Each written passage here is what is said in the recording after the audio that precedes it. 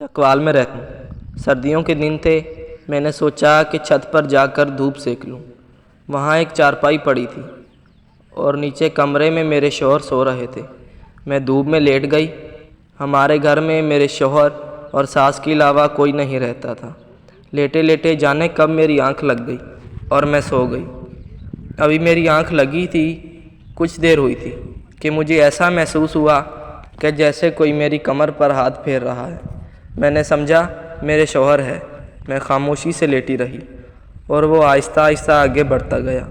میں نے پیچھے مڑ کر بھی نہیں دیکھا کیونکہ مجھے پتہ تھا کہ ہمارے گھر میں کون سا کوئی ہے۔ اس نے میرے سارے جسم پر بوس کنار شروع کر دی۔ میں نے نیند میں کہا، ابھی نہا کر آئی ہوں، پلیز نہ کرو۔ تو وہ کچھ نہیں بولے اور اپنے کام میں لگے رہے۔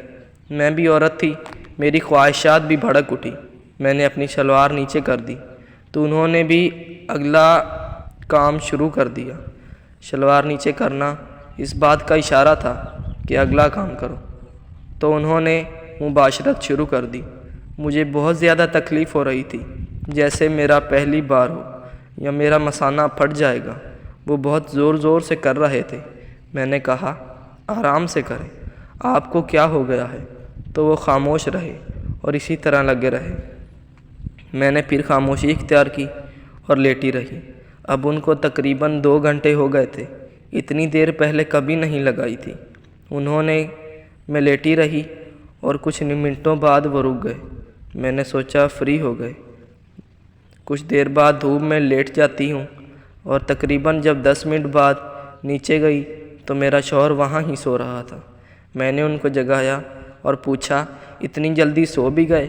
تو وہ بولے، میں تو 3 گھنٹوں سے یہاں سو رہا ہوں، تم کہاں سے آئی ہو؟ میں نے کہا، آپ مذاق کر رہے ہیں نا؟ تو وہ بولے، امی سے پوچھ لو۔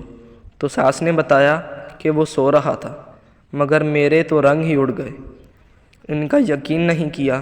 اگلے دن میرے شوہر کام پر چلے گئے اور میں پھر سے ویسے ہی چھت پر دھوپ سیکنے کے لیے لیٹ گئی۔ تھوڑی ہی دیر بعد پھر سے وہی عمل شروع ہو گیا۔ میں پریشان تھی کہ یہ کیا ہو رہا ہے۔ اس سے پہلے کہ باقی سب ہوتا، میں سیدھی ہو گئی اور دیکھا کہ وہاں پر کوئی بھی نہیں تھا۔ میں نیچے جا کر اپنی ساس کو بتایا اور وہ بولی، بہو، کتنی دفعہ کہا ہے کہ دوپٹہ وغیرہ لے کر جایا کرو، کوئی آسیب ہوگا۔ میں نے ان کو یہ نہیں بتایا کہ کل میں کیا کچھ ہو چکا ہے۔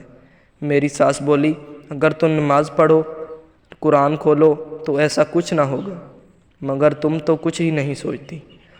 اس دن سے میں 5 وقت نماز اور قرآن روزانہ پڑھتی ہوں۔ اللہ کا شکر ہے کہ اس کے بعد ایسا کچھ نہیں ہوا، اور اس دن میں نے یہ سیکھا کہ واقعتاً ہی نماز اپنے پڑھنے والے کی حفاظت کرتی ہے۔ ایسی ویڈیوز ہم روزانہ لگاتے رہتے ہیں۔ اگر آپ نے ہمارے چینل کو سبسکرائب نہیں کیا تو سبسکرائب کر لیں۔ شکریہ۔